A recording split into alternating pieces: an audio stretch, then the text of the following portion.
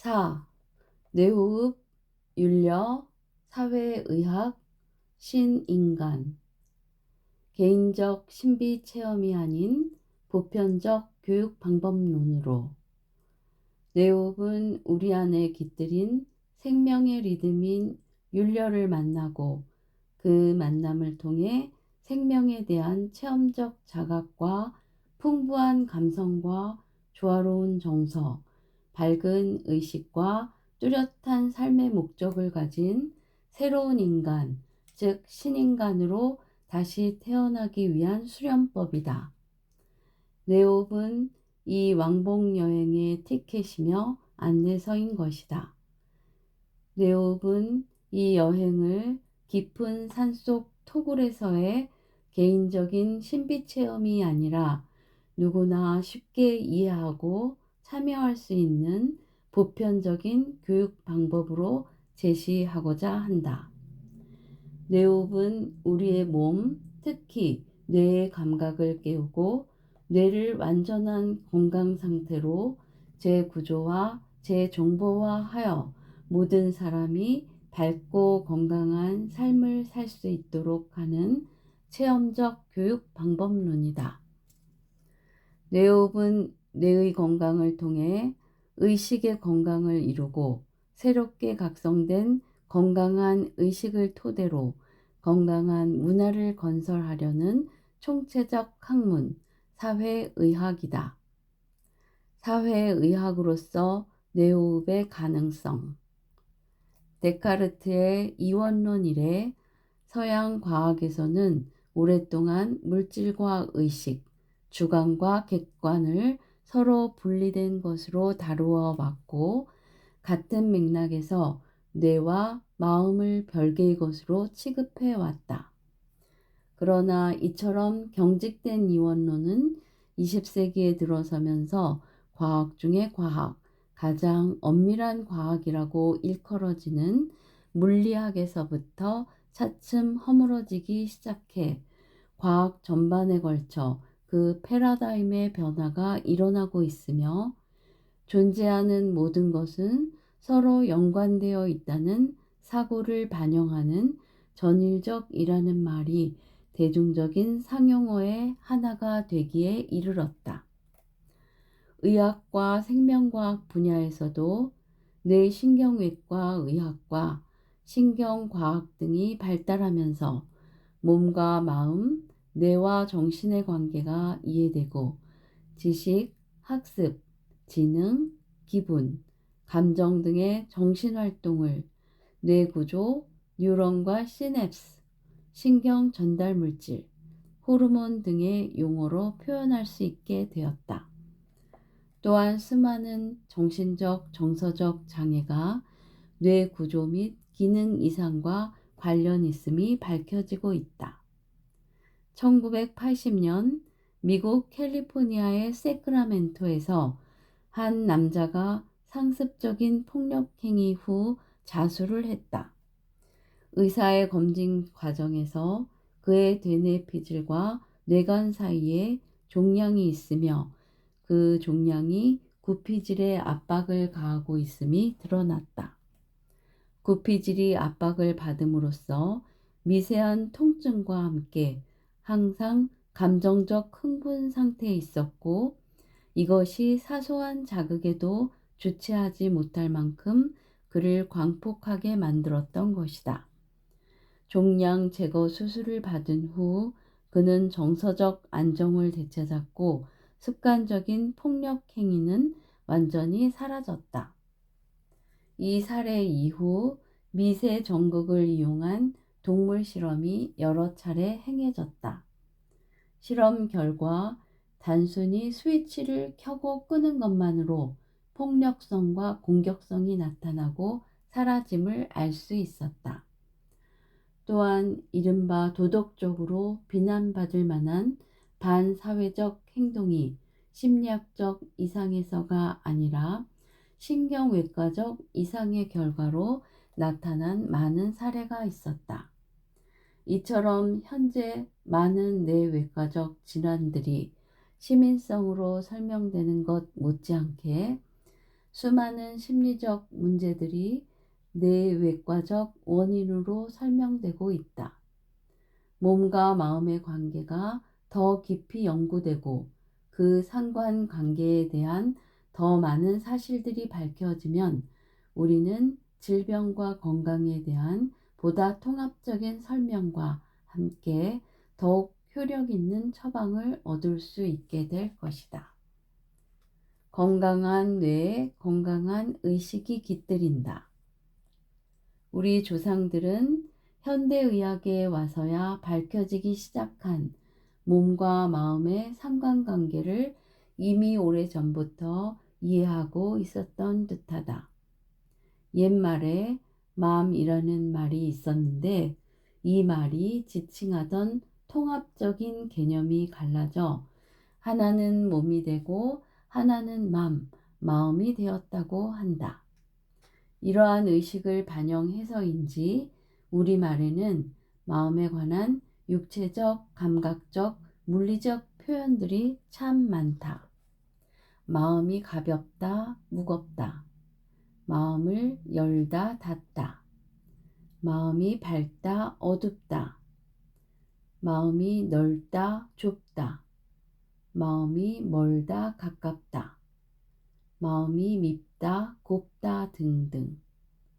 보이지도 만져지지도 않는 마음이 어떻게 밝고 어두우며 가볍고 무거울까? 또 마음을 열고 닫는다는 것은 과연 어떤 것일까? 많은 사람들이 생각의 문제를 생각으로 풀려고 애쓰고 감정의 문제를 감정으로 풀려고 애쓴다. 또 마음의 문제는 마음으로 풀려고 애를 쓴다.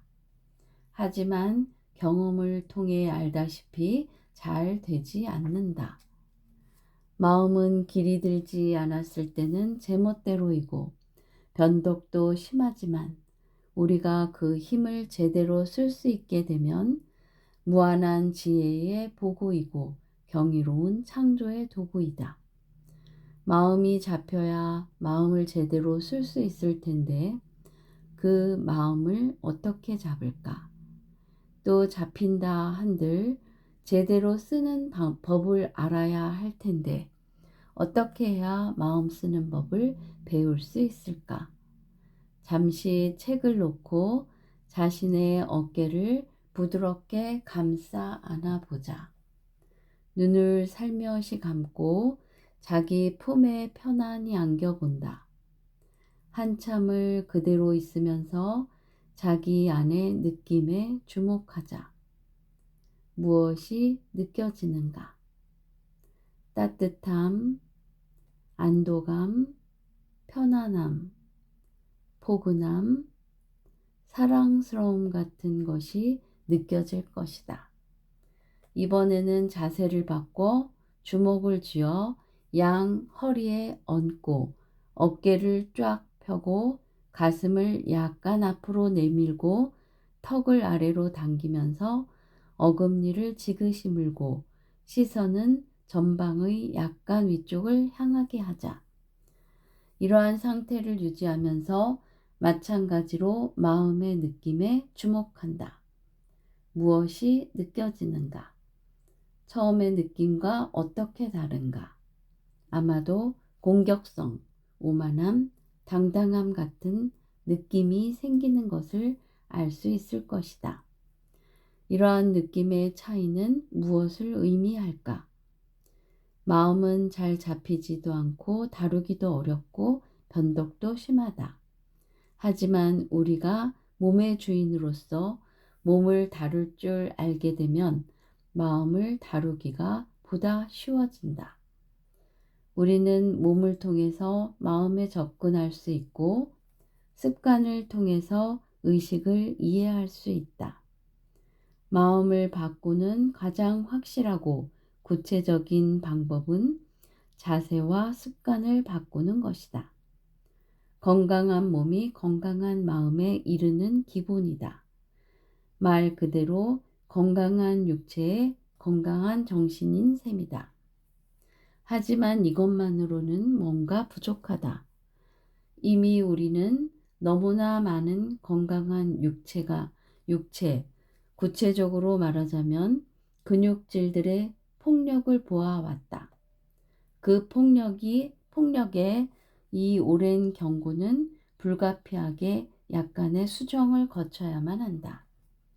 네오흡에서는 건강한 육체에 건강한 정신이라는 경구에서 한 걸음 더 나아가 건강한 뇌에 건강한 의식이라는 새로운 공식을 얻었다. 사회의학으로 가는 길. 뇌호흡이 뇌에 주목하는 이유는 해부학적 관심에서가 아니다. 앞서 여러 차례 설명했듯이 뇌호흡의 목적은 건강한 의식과 건강한 삶의 태도를 가진 새로운 사람, 즉 신인간이 되는 것이다. 수천 년에 걸쳐 인류의 의식을 성장시키고자 하는 많은 노력들이 있었고 그 목적의 달성 여부를 떠나 종교와 사상이 그러한 노력들의 중추적인 역할을 해왔다. 뇌호흡 역시 목적하는 바는 같다.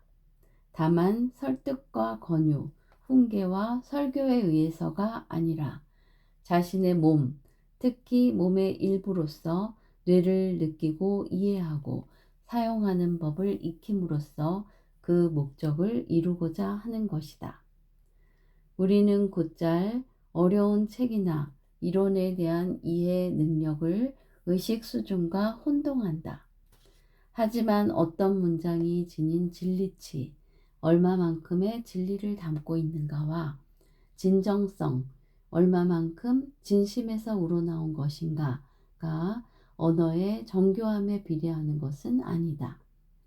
우리 주위에는 복잡하고 어려운 말로 쓰여진 거짓 정보, 악한 정보가 얼마나 많은가.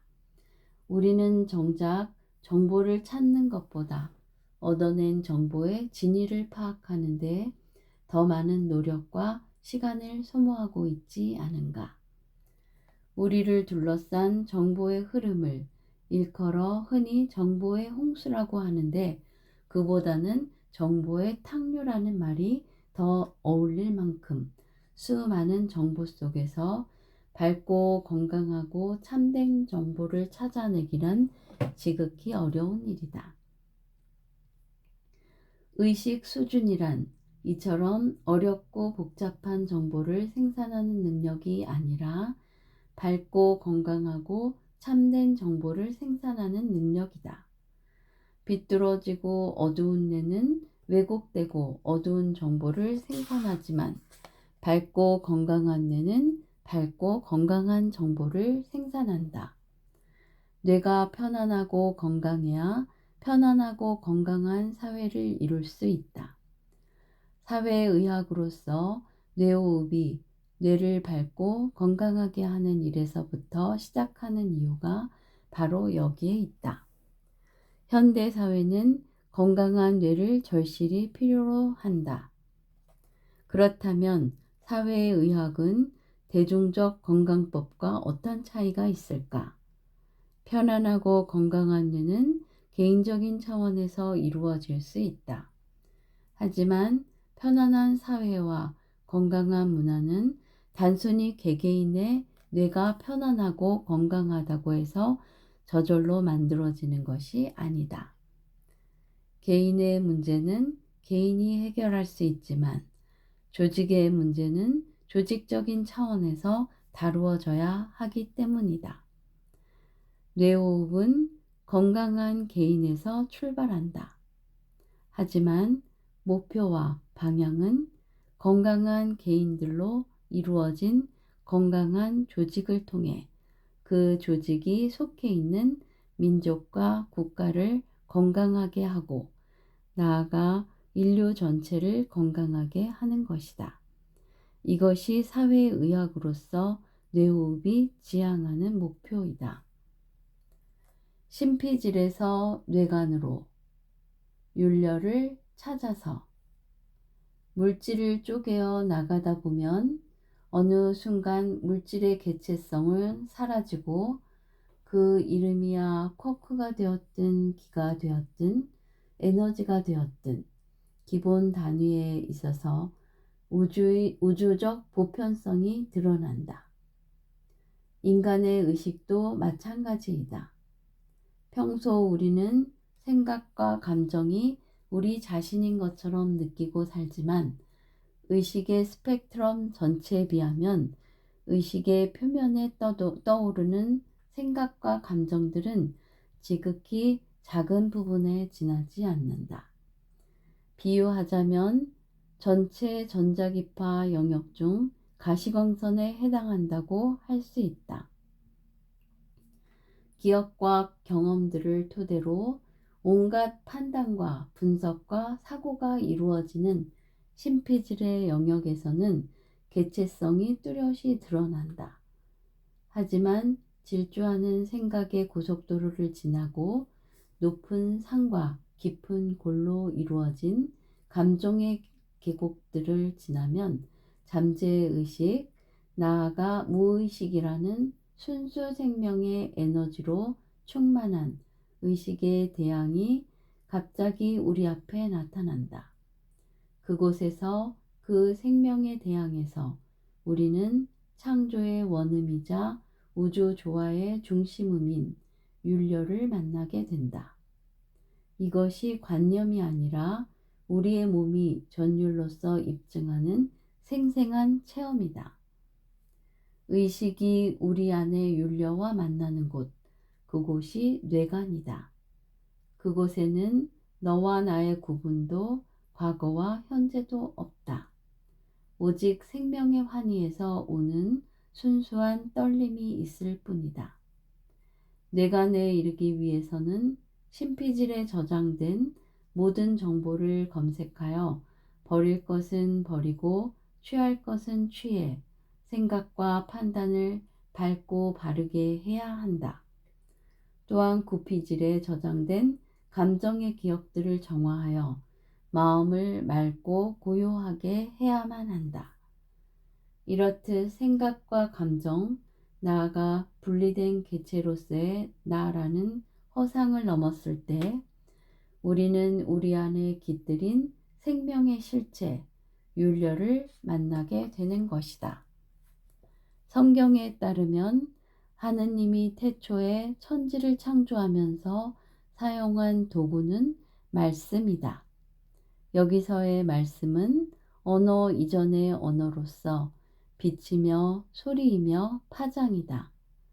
이것은 빅뱅의 메아리이며 창조주의 첫 날숨의 흔적이고 대통일장의 근거이다. 이것은 지금도 모든 생명체 속에 그 생명력의 실체로서 박동하고 있다. 이것은 인간의 심장을 뛰게 하고 지구를 돌게 하고 태양을 빛나게 하는 동일한 에너지이다. 우리가 이 율려와 만날 때 자신이 누구인지, 자기 삶의 목적이 무엇인지에 대한 참다운 자각이 이루어진다. 아침 햇살에 어둠이 물러나듯 모든 번민과 고뇌가 저절로 사라지게 된다. 뇌관에서 신피질로 신인간의 탄생, 율려와의 만남, 그 투명한 각성과 찬란한 기쁨은 구피질을 통과하는 동안 풍부한 감성과 조화로운 정서로 표현되며 신피질에 이르러서는 창조적 아이디어와 힘있고 빛나는 비전으로 표현된다. 이때 비로소 우리는 자신과 모든 생명체, 나아가 존재하는 모든 것을 생명이라는 큰 나무에 피어난 각각의 꽃으로 보게 된다. 모든 것이 하나이면서 동시에 모두가 다른 장엄한 아름다움의 세계를 볼 수 있다. 율려와 만나는 이 아름다운 여행을 통해 뇌의 3층 구조가 통합되어 뇌관의 생명력과 구피질의 정서와 신피질의 창조력이 한 덩어리가 되어 일할 때 우리는 생명의 참 의미와 창조의 원래 의도를 자각한 새로운 신인간으로 다시 태어나는 것이다. 신인간의 조건. 새롭게 태어난 신인간은 크게 다음에 5가지로 정의될 수 있다. 첫째, 건강한 사람이다. 우리는 지금껏 건강을 질병이 없는 상태로 정의해 왔다. 하지만 뇌호흡은 보다 적극적으로, 긍정적으로 건강을 정의한다. 뇌호흡에서의 건강이란 병이 없는 상태가 아니라 자기 몸의 기능과 에너지를 100% 자기 의도대로 자신의 목적에 맞게 활용할 수 있는 상태이다. 이는 결국 내 몸은 내가 아니라 내 것이라는 자각이며 우리가 몸에 대해 진정한 주인 노릇을 하게 됨을 의미한다. 뇌호흡을 통해 감각을 깨우고 몸과 마음의 커뮤니케이션을 회복하는 것은 이러한 건강을 얻기 위함이다. 둘째는 능력 있는 사람이다. 건강이 이미 전제되어 있으므로 여기서 말하는 능력의 가장 중요한 요소는 지성이다. 지성은 어렵고 복잡하고 심각한 정보를 생산하는 능력이 아니라 밝고 건강하고 실질적인 정보를 생산하는 능력이다. 지성은 문제 해결 능력이며 깊은 통찰과 확고한 실천력을 전제로 한다. 통찰은 사심 없는 관찰로부터 나오고 실천력은 큰 사랑으로부터 나온다. 건강한 뇌가 이러한 지성을 만든다.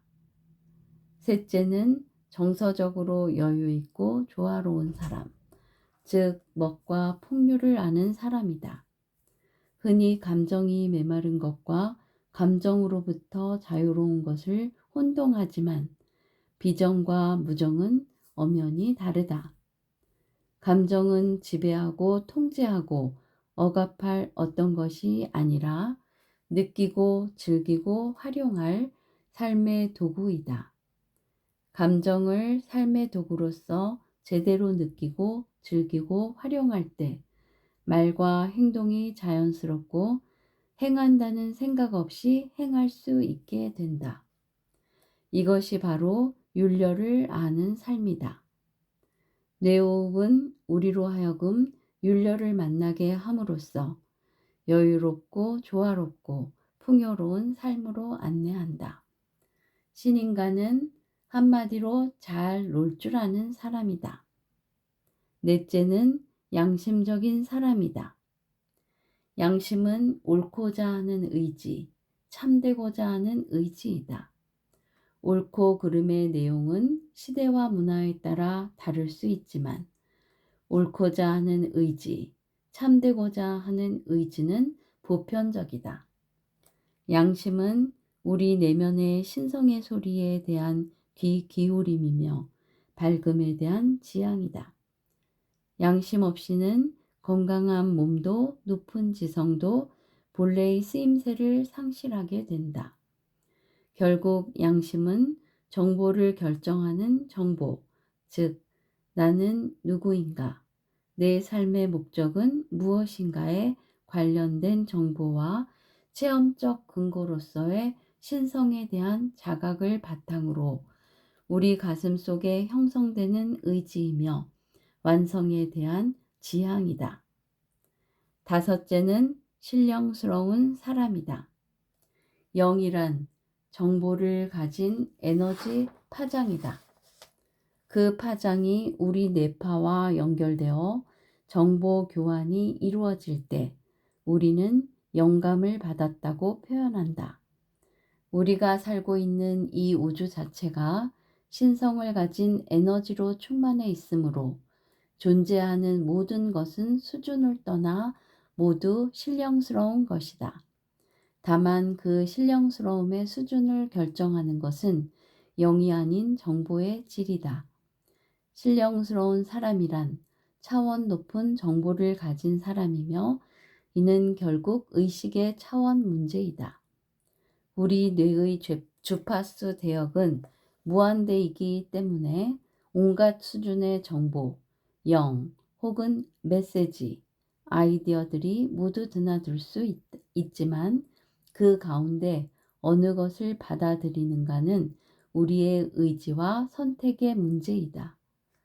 개인에게 입맛이 있고 취향이 있는 것처럼 우리 뇌를 드나드는 정보의 선택에도 개인적인 기호와 취향이 있으며 이는 우리가 지닌 습관의 한 부분이다. 신령스러운 사람이란 좋은 생각을 하고 좋은 말을 하고 좋은 정보를 생산하고 그 정보를 일상생활 속에서 실천하는 참으로 좋은 습관을 가진 사람이다.